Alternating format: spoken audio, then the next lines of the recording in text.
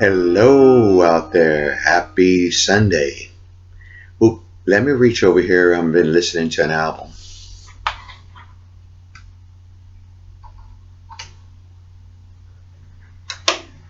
Okay, I've been listening to this album that my wife gave me on my anniversary.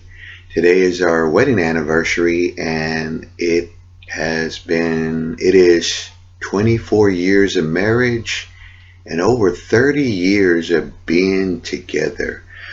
I'm a very happy man and a very blessed man to have the woman in my life, my sweetheart. And so, with that being said, I do have a vinyl update to share, and it's soundtracks. Some soundtracks that I've recently picked up here and there. And so, some of them I traded for. A few of them my wife gave me for an anniversary gift. But let me begin by showing this record, and I got to show this record. This is one she gave me right here. This is Paul Horn in India. I love this record. I've only listened to side 1 and 2, and it's just totally awesome. It's Gatefold.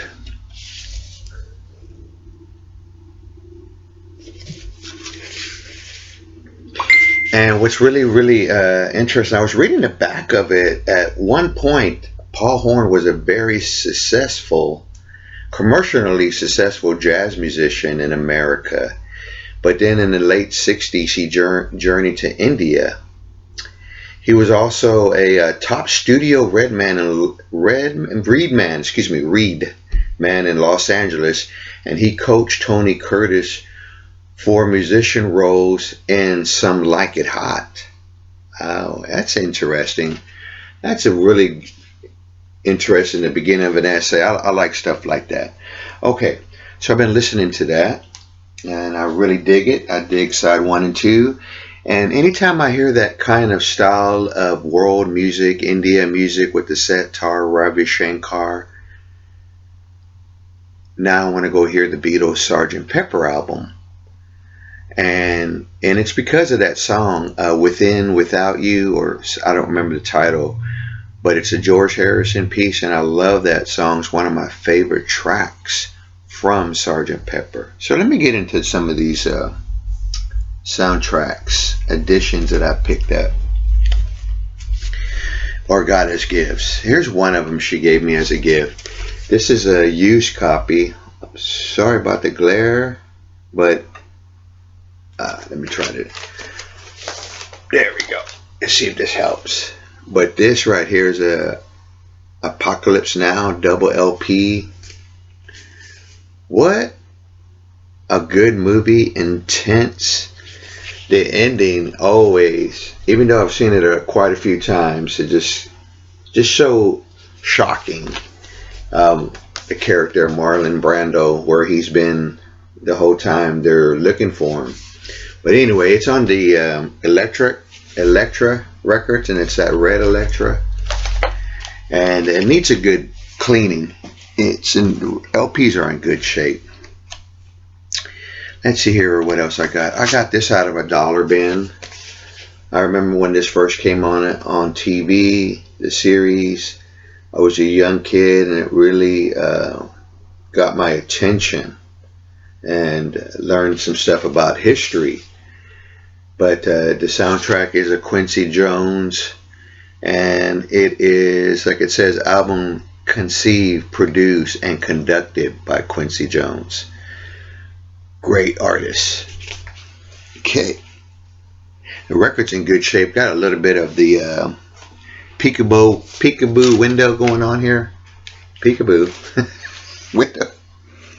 That's the only way I could relate to that. Okay. Haven't busted the seal on this one yet, but this is Village of the Dam.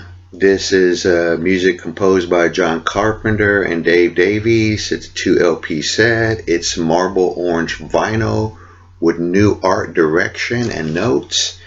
This is a new, well, I know there was one in the 60s that was released, Village of the Dam.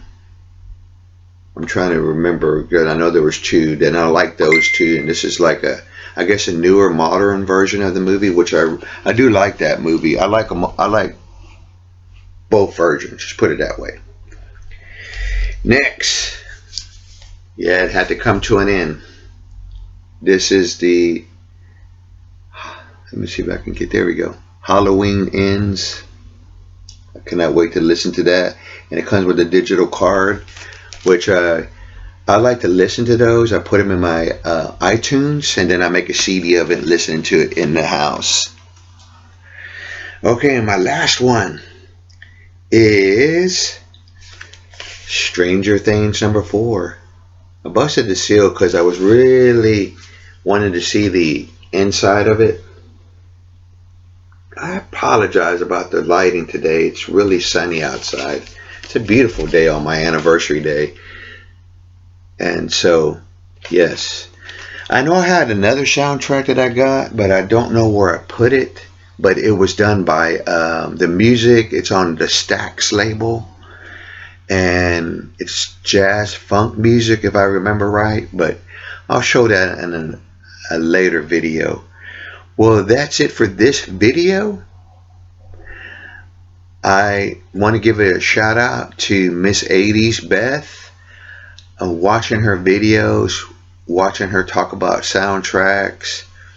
I love soundtracks. I love music that are in soundtracks. One of my favorite ones that comes to my mind that I'd like to have on vinyl or CD is fine, is the original score, music score for the movie Rudy. You know, that actor that's one of the characters in Lord of the Rings.